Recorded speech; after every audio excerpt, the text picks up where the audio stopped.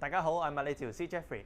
今日咧，我會同大家講解下咧橫向我哋半規管嘅耳石移位嘅測試方法啦，同埋我哋個成個治療方法嘅，得唔得？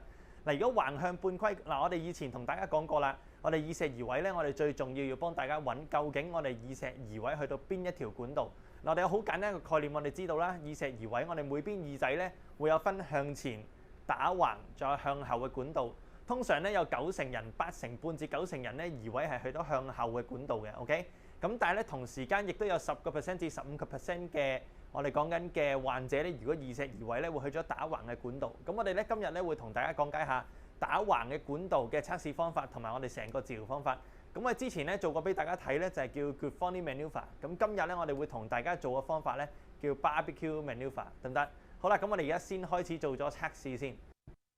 咁我哋咧講耳石移位咧通常個有嘅症狀或者特徵咧，就係上落床會有暈啦，同埋左右轉身會有暈嘅。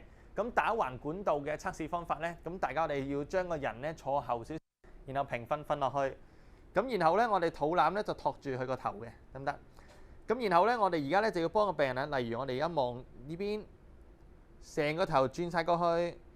咁如果假設佢條頸咧緊嘅話咧，我哋要轉個膊頭再轉多少少，好，夠啦。咁喺呢個情況之下咧，我哋就會望啦，究竟個眼球咧有冇跳嘅？我會睇究竟個眼球向下跳叫 geotropic 啦，定係向上跳嘅，得唔得？咁呢個更加詳細嘅了解咧，就要等治療師再幫你做判斷。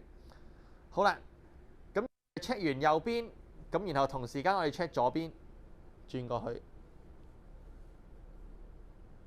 OK， 咁然後去睇啦，喺呢兩個位置咧，究竟個病人咧喺邊一邊有耳石移位嘅狀況。嗱，咁假設咧，佢而家我哋每次鏡頭咧可以自己就位啊。咁假設咧，如果我哋而家咧轉向 supine rotate 轉向呢邊嘅時候，個眼球向下跳，得唔得？假設而家我哋做呢個狀況，咁呢個情況之下咧，我哋通常會出現咧就係右手邊向下轉嘅時候會有跳。通常我哋講緊轉左邊嘅時候都會有跳，但係咧我哋會有一邊咧係轉得比較強烈啦，有一邊咧我哋病人會覺得比較暈嘅，得唔得？咁通常咧，咁而家我哋有一個狀況啦，假設轉右嘅時候個病人嘅眼球向下跳，轉左嘅時候個眼球都係向下跳，但係右邊嘅情況咧比左邊係非常之強烈嘅話咧，咁喺呢一個狀況我哋就會講個病人有 right side horizontal canaliphiesis， 即係右手邊打橫嘅管道有耳石移位嘅狀況，得唔得？咁喺根據呢個情況之下咧，我哋要幫個病人咧做一個耳石嘅復位。咁呢個復位咧，我哋叫 Barbecue Maneuver 咧。好啦，咁首先咧，我哋而家開始啦喎 ，OK？ 首先個病人平瞓啦，咁然後我哋幫個病人咧3、2、1個頭轉到盡 ，OK？Maximum rotation 大約90度左右。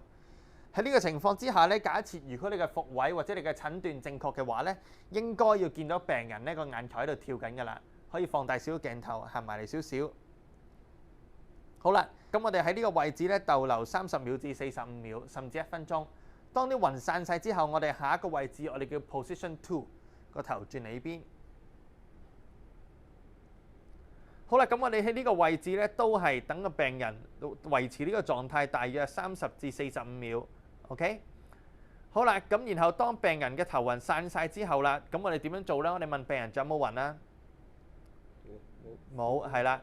好啦，咁我哋第3個位置點樣做咧？就係先幫我成個人咧反轉嘅 ，OK？ 你幫我咧成個人而家轉身，個頭咧 keep 住喺呢個位置，轉身咧係直情成個人趴低嘅。咁病人第一次做，我哋直接成個人好轉，再轉，係啦，慢慢啊，非常好，再轉，冇錯，啱啦。咁而家個頭咧。非常好啦，個頭而家就向下望噶啦，得唔得？咁同樣道理，我哋喺呢個位置都係逗留30至45秒，直至個頭暈散晒。假設個病人頭暈暈啦，我哋話暈咗30秒，我哋要至少再俾多30秒佢，一定要確保每一次轉之後個頭暈散晒，得唔得？好啦，咁我哋再過咗一段時間啦，咁我哋叫 Position 4啦，咁點樣做呢？就今次病人幫我成個人望翻去鏡頭嗰邊，我哋轉身3、2、1轉埋個頭，轉埋個身，轉，冇錯，攝翻隻手出嚟，冇錯，喺呢個位置呢，係病人最有反應嘅狀態嚟嘅。咁啊一樣要等佢個頭暈散晒先。得唔得？